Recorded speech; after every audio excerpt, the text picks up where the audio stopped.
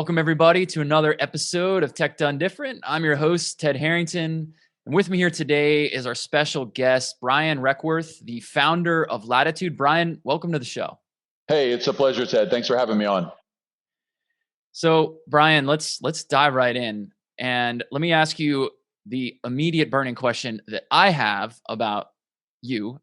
When you look at your profile, and I'd also like you to sort of talk about your background as you answer this, but you have certainly achieved entrepreneurial success in Latin America.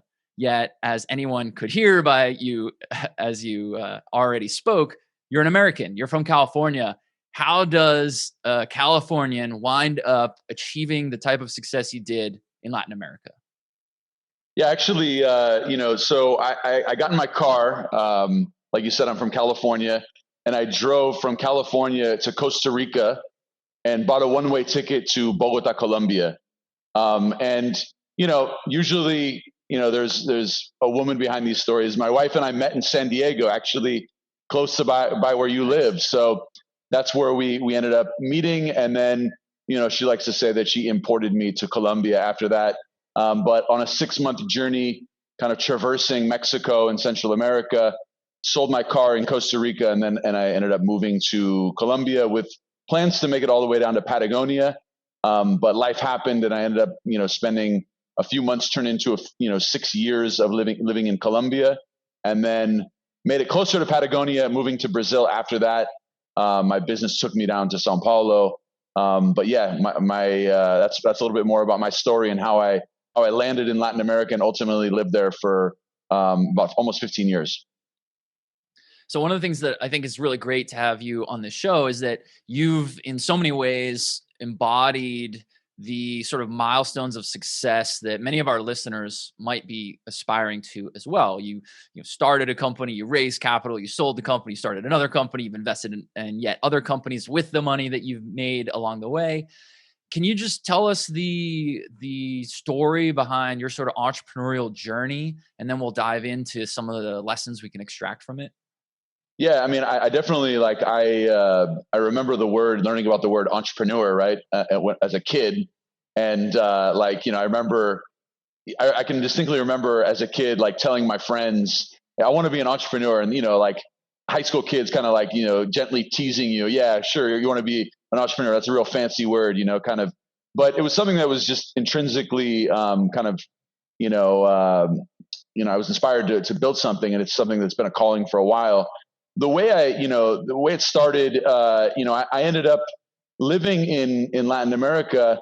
I actually applied for some jobs, and because I needed to pay the bills, right? I wanted to visit this woman. We ended up getting married, and I'm like, I got to sustain myself. And so I quickly realized that no one really hired me for anything. So I had this seed planted that I wanted to build something. So I did everything possible in the beginning just to kind of pay the bills. I was an English teacher. I bought a book about how to teach business English, and I would literally walk down the street in mega city of Bogota, Colombia, with 7 million, and I would knock on these doors and basically sell these English classes. And I did that for the first year and a half just to sustain myself and pay the bills. So, but I guess the ambition always got a little bit bigger through the different entrepreneurial endeavors that I did. After that, I kind of figured out how I could leverage the fact that I was an American. So I did translation services, and then we ended up building websites because, companies started needing websites. And so there was all these little stepping stones that kind of leveled me up. And I guess that as I had some degree of success in the early days of being able to make things work, just the ideas kept getting bigger, I guess, is the kind of short story. And eventually, the last company that I built, for the listeners, just to kind of understand, it was a real estate marketplace, which is similar to Zillow in the US, but for Brazil. And, we scaled that company to about 1,000 employees. We ended up selling the company for $550 million in last year in November of 2020. And since then, I've just been investing in a bunch of other companies and also kind of considering what I want to build next. So that's a quick kind of tie-in in terms of the last 15 years of my journey in Latin America. That's really cool. One thing that stood out to me as you were talking about your journey, I share the same passion from being a child. It's like, I'm going to be an entrepreneur, and kind of not even really knowing what that means. Almost feeling like, does that mean I just don't want a job? Right. Yeah, Uh, yeah. so I have this question for you as someone who shares maybe a similar worldview. I'm curious to the answer to this. Do you think that entrepreneurship is innate? Either you're born with it or you're not, or is it something that people can acquire? No, I think absolutely. Like, I mean, I think there's certain people that have the burning desire early, but I think that, like, I think that there's incredible stories of people, doing things later. There's I think the founder of Kentucky Fried Chicken was like 65 or something, right? So, like, it's not like you're from day one, you hop out the womb and all of a sudden you're ready to kind of like, get your hustle on as a founder. I think that the best ideas and the best businesses ultimately are born out of a deep passion to solve a problem, right? And so, if you can find yourself assembling around a problem to solve, that will then lead you to potentially building a company. And so, if you're a curious person, you might be curious in general of different topics, but if there's something that really sparks your curiosity and you feel possessed to solve a specific problem, that's a good starting point for an entrepreneurship journey, because you'll just be motivated to like figure out how to make it work. Yeah, that's a consistent theme that we seem to be hearing here on Tech Done Different, that it really boils down to solving problems. And I think that's an inverted way of thinking about it, that people who are not entrepreneurs think about entrepreneurship. People who are not entrepreneurs often think that it's, well, what's the way I can get richest, the most rich, the fastest? And riches do come to entrepreneurs eventually, but you're only successful if you're trying to solve the problem. So, what's your advice for how to actually identify problems worth solving? I mean, like, traffic sucks. Okay, how do you now build a business around a problem? You notice the traffic. I'm not saying let's develop that Yeah. business plan right now, but how do you Yeah, identify yeah. problems Well, worth well. I solving? mean, I actually met the founder of Waze when I was at Stanford, doing and I mean, that's exactly what happened, right? So it's a good example. He was in Israel. He ended up, building Waze, and built it into a global company, which Google acquired for $1 billion. So, the question for me, I look at it with a very specific lens, because I tend to be involved in companies that are venture-backed businesses, right? That my company, I ended up raising, significant capital from investors. We raised about $75 million from investors, and those are the businesses that I particularly, am involved with. Entrepreneurship is a very broad topic, right? If you have a bakery in your local town, you're an entrepreneur. Like, you're hustling, you're making the best muffins possible and that's definitely like something that is super important, and that's what drives that drives with the U.S. economy is small business. The types of businesses that I particularly am involved with or start or invest in are typically problems that are very large problems that are almost like, take any sector of the economy. And the reason why I've been gravitated towards Latin America is because there's no shortage of problems. Things just don't work as well as they do in the US, right? If you're looking to buy a house, the efficiency of the real estate market, there's zero data. Like, you don't know what the value of any transactions that happened in your neighborhood are. So imagine the complexity of trying to buy a house with having zero visibility into how that works. Or, you're trying to, the education system, like, there's just, it's broken in a lot of areas. And I think that, Latin America is not special in that way. There's problems to solve everywhere in the world, the US included, lots of things to be done. And so when I kind of look at it, I look at it from the standpoint, and I'll put my investor hat on, but I could use the same hat to think about as an entrepreneur. I personally have like maybe a fishing analogy that I would use. It's kind of like, okay, is this a big lake? Is there a lot of fish in this lake? Is it a big market? And then I would, then ask myself, like, okay, who's fishing? Is there a lot of people fishing here? Okay, that's the competition. That's the opportunity. And who's fishing is the team good, right? And is the team designed to be able to solve this specific problem? Is there some unique insight that I have as an entrepreneur that allows me and gives me a competitive advantage over those that are also fishing in that area? So I think that those are kind of the things that's a very simple framework that I think about. But the question that you ask is a good one. Is like, how do you ideate, right? What's a framework for ideation? My framework is basically choose massive markets where there's high inefficiencies and old incumbents that are building businesses. That's how I particularly do it, and that's how I like to think about the business that I build or invest in. But I think that if there's an intrinsic motivation to solve it, also, that's where you're going to really fight through the challenges of making it work. Because as an example, there's an entrepreneur that I invested in, and she's tackling the kind of the healthcare system in Brazil. And her mother was diagnosed with cancer, and like they just got really shuffled around in this, lost in the system. And that's a pretty strong motivator, right? Like when she's like, I'm going to solve healthcare in Brazil. That's a good reason to start a business. Yeah. Yeah. It's really interesting too, everything that you just said is helping me organize thoughts around where opportunities are. And I have this real estate investor coming on in a couple weeks, who one of his big philosophies is about, identify markets that people are excited about and then go look at the market right next to it. So that's obviously like a physical real estate analogy, but it's like, instead of investing in Chicago, go invest an hour outside of Chicago because no one's looking there, but the same dynamics all exist. And what you're saying, or part of what you're saying, is that, in Latin America, there's things just don't work as well here. So there's more opportunities.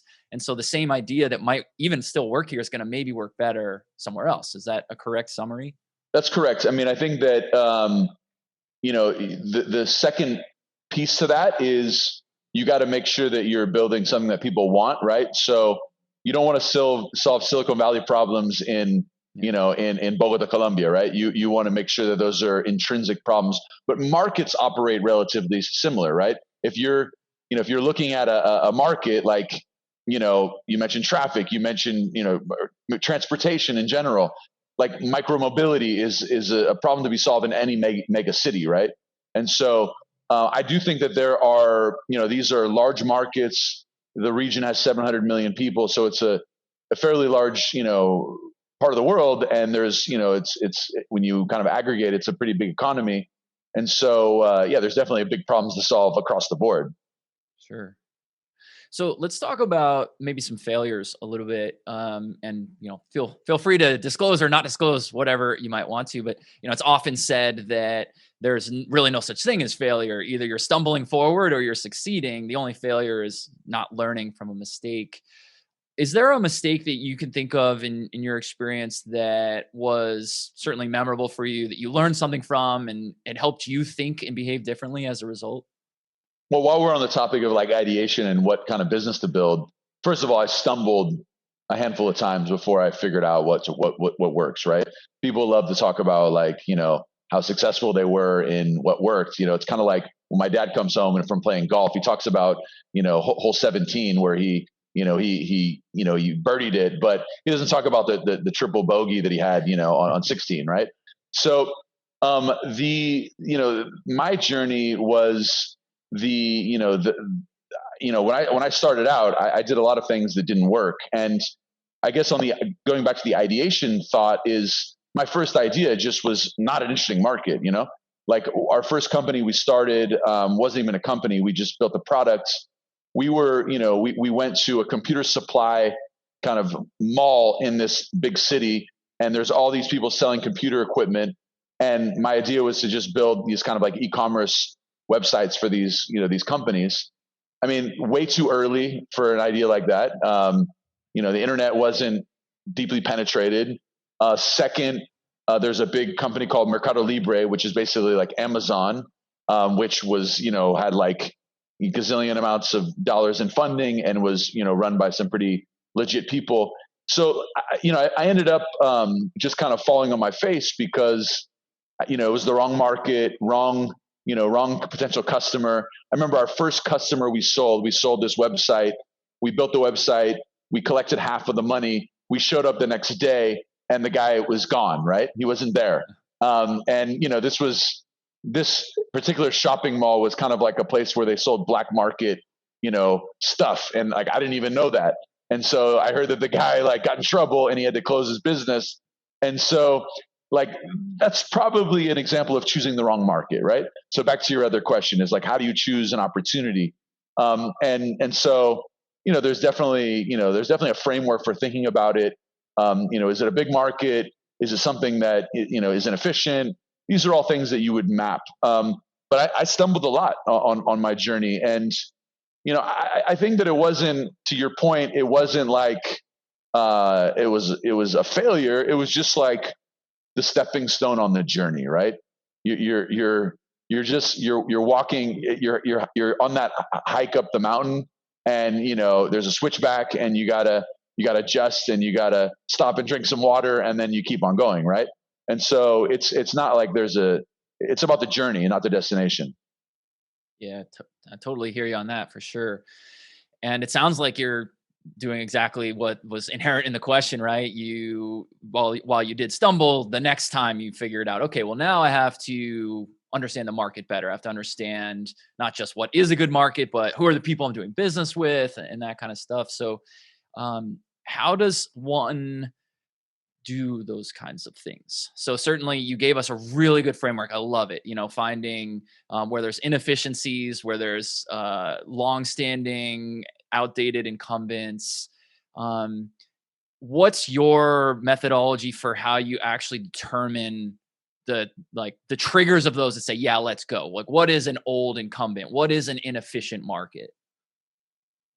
Well, first of all, like, it's all about obsessing about the customer, right? like this is, people fall in love with their ideas, and your idea doesn't matter. No one about your idea. People care if people want what you have and what you're building. And so what I do is, what's the least amount of money I can spend to simulate and test an idea to evaluate if it's interesting. And that's the only way to do that is through customer interviews. It's through mock-ups of like what a product could be. Don't go and build the most, another failure, just to kind of, while we're on the subject, to illustrate my point. I built a bilingual blogging platform for real estate. Took us 9 months. We launched it and no one used it. This is before lean startup. This is before, all of that was, kind of more commonplace for startups. So, I mean, this is very easily solved. If I would have just gone to the market, talked to the potential users, they would have said, listen, this is not something that is useful for me because of X reason. And I would have saved, I don't know, how much money and how much time, right? And so that was a hard lesson for me. And it was a 9 month of, call it lost, but I have the story to tell about it. And then when I see an entrepreneur doing the same thing, it's easy for me to identify that, like, oh, have you talked to your customer about this? Have you interviewed them? Have you, are you doing, have you done any kind of, quick MVP stuff that, that allows you to kind of understand how people would engage with this product before you go build it? So I think that that's absolutely critical. And you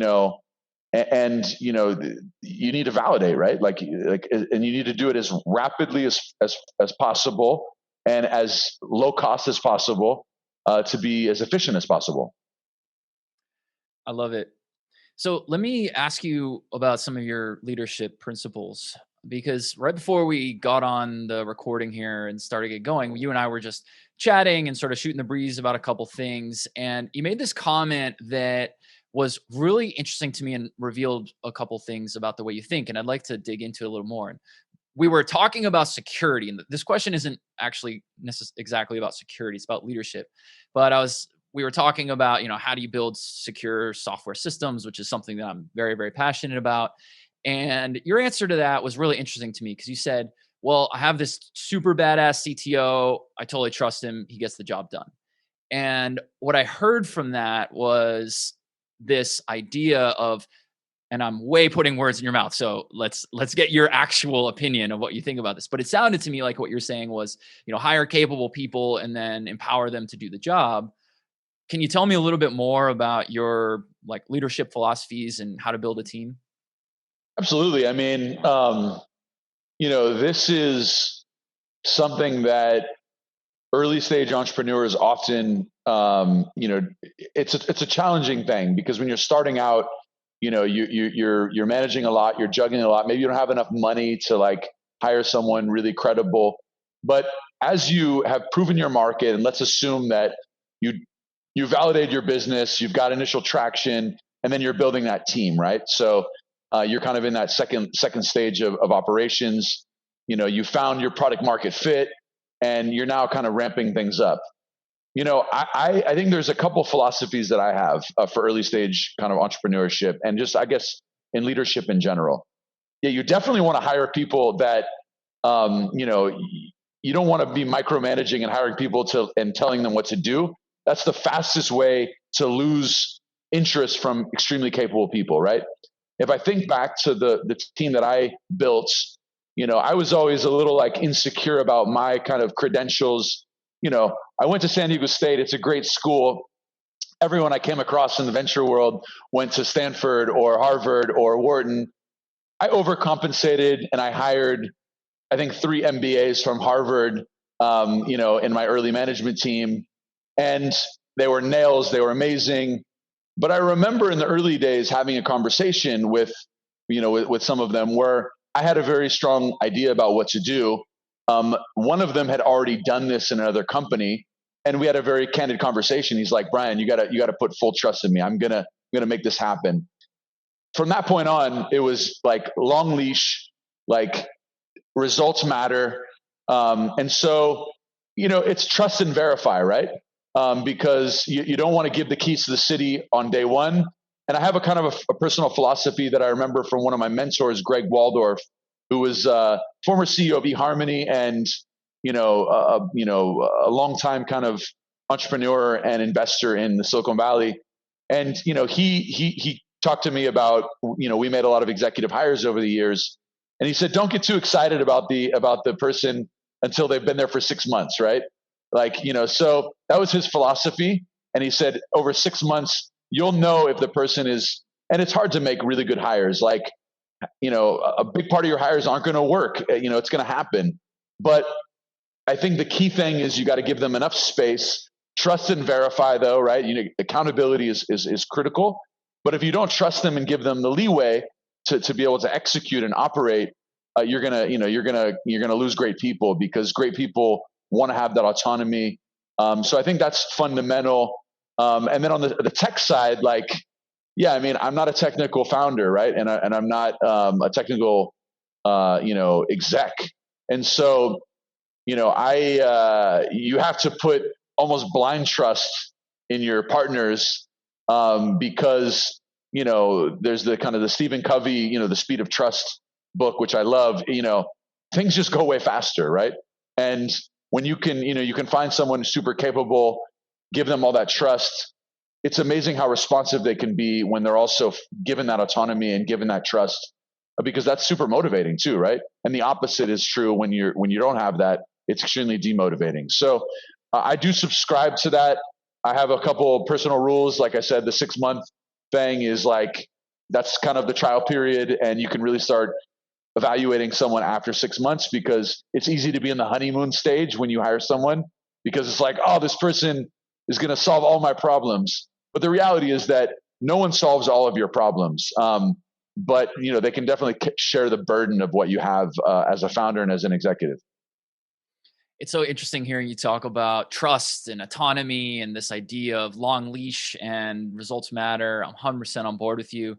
One of the things that I've found that's really striking and also a silver lining of what's been happening during this pandemic is that in the early days of it, when everyone shifted to work from home for those first few months, I started hearing all these conversations of companies being like, can you believe this? This is great. We can trust our people to work from home and get their job done. And I'm like, you didn't trust them already? Why were you employing them? I mean, we've had a work from home policy or a work from anywhere policy forever. what's your view on that? And do you think that companies are starting to adopt this mindset, or are you still in Sure. a sort of the small minority of I letting have a people do couple. their I have thing? a couple anecdotes that I'll share just to kind of illustrate like rookie mistakes. I think that this is just kind of to give some color to the conversation. I remember when like Facebook was taking off, and I was just like, everybody is on Facebook at the office, and I'm just like this, like, do we ban Facebook? And that was like a suggestion from someone from my team, and obviously that's obviously not the way to do it, right? Like, Right. because that's just like telling everyone like we don't think that you can police yourself, and you're not capable of figuring this out for yourself. And so we clearly didn't do that, but like, and so I think to your point, you know um, the best companies have, I like to think about, we mentioned the word trust. There's a framework that I really like around the DISC profile. I don't know if you know DISC. DISC profile is a framework for highly effective teams. And there's a pyramid. So if you think of a pyramid, at the base of the pyramid, you have trust. If you don't have trust in your team, there's no way you can have conflict, which is the second layer of the pyramid. In order for you to have, good progress, you need to have conflict. You need to be able to confront someone and say, look, I have a different perspective than you. I want to show you how I see things. And then you have a debate about it and you get to the best outcome. The next layer of the pyramid is commitment. If you don't have conflicts, and you can't, be debating the things, you won't commit to each other, right? And so when you can, agree to commit to the next thing, and you've got that trust that enables you to have the conflict, then you have the commitment, you follow up afterwards. From there, you're going to have accountability, right?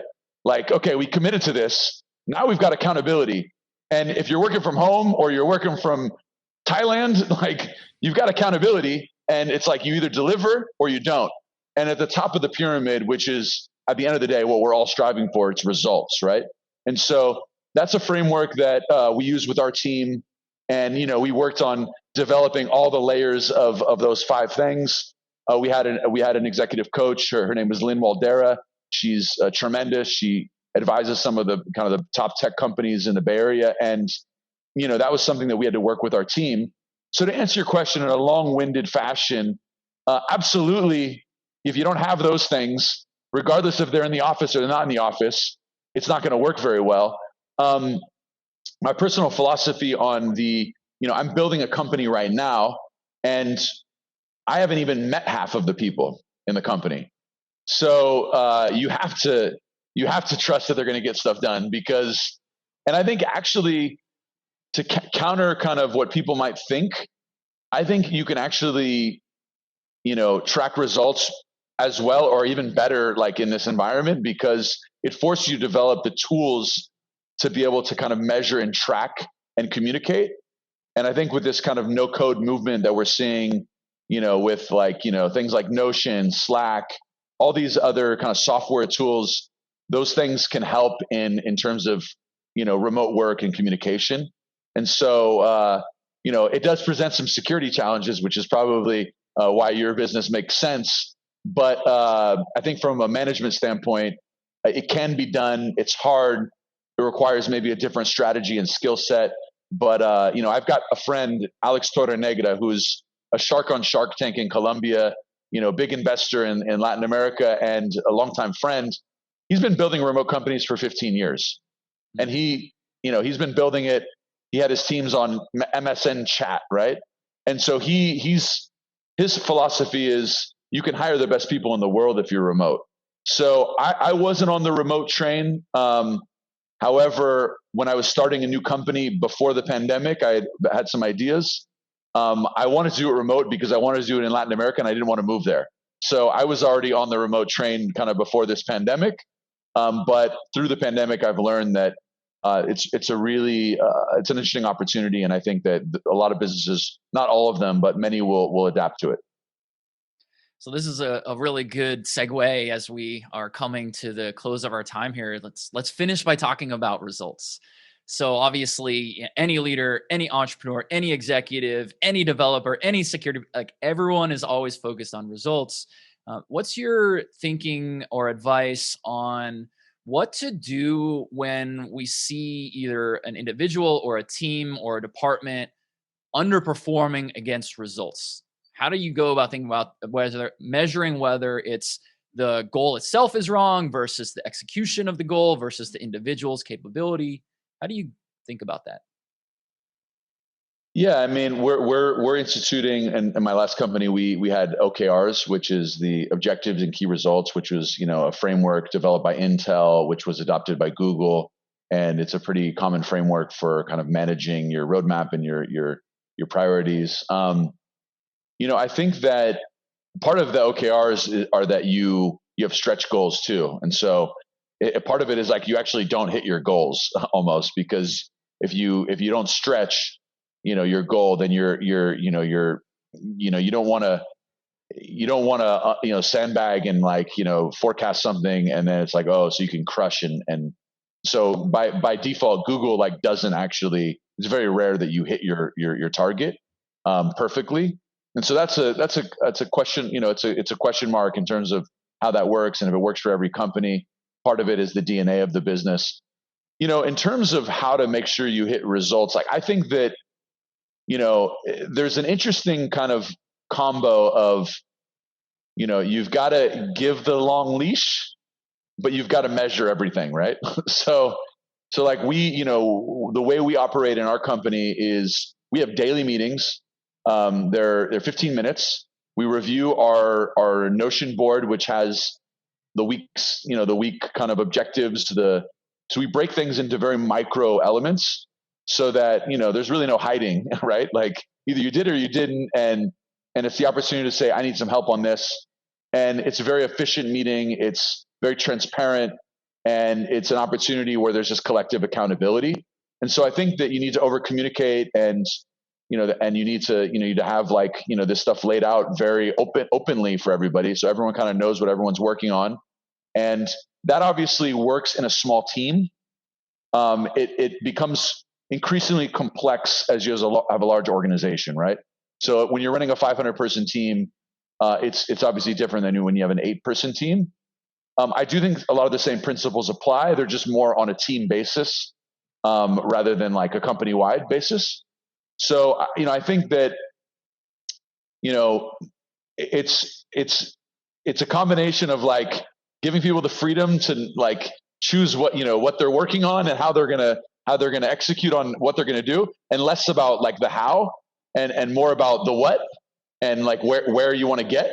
And then it's just it's got to be in front of everybody, and it's got to be super open, and you almost feel obligated to make sure that you're holding your end of the bargain up. And so that's where the accountability comes in, on that framework. But we do dailies. We have metrics that report. You've got to have all of the data that backs up everything that you've done, and the more transparency, the better for everybody. I love it. One last question for you before we wrap up. So let's pull out your crystal ball, and what are you excited about? What's the big change or transformation that you think is going to happen in, pick your market, pick whatever your view is over the say next 12 months? What's the big thing that's coming around the corner? Well, I can share only what's kind of on my on my plate, and how I'm thinking about things.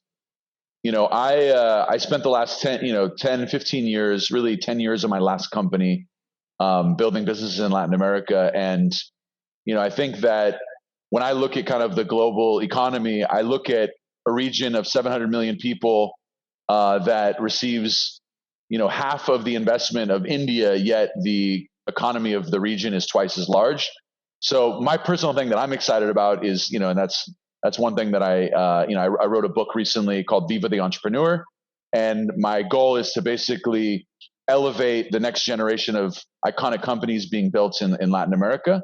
And so that's my priority personally for the next 12 months. If I look at kind of how things are evolving, I avoid crystal balls, because I think that,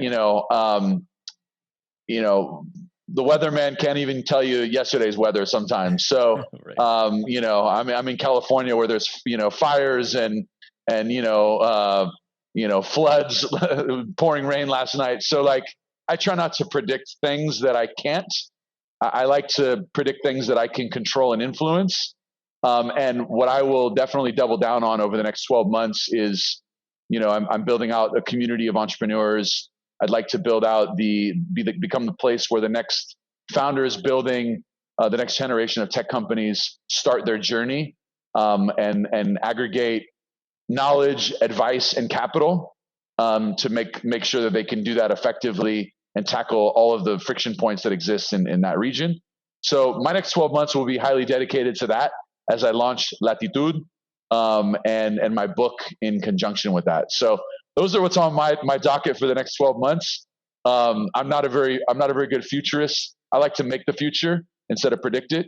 And so that's kind of what I'm focused on. I love it. Well, from one author to another, I really wish you all the best success. And thank you so much for sharing all this wisdom today. Brian, you're great.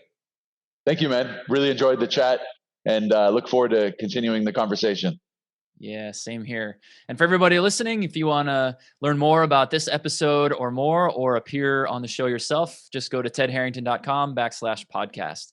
And we'll catch you next time.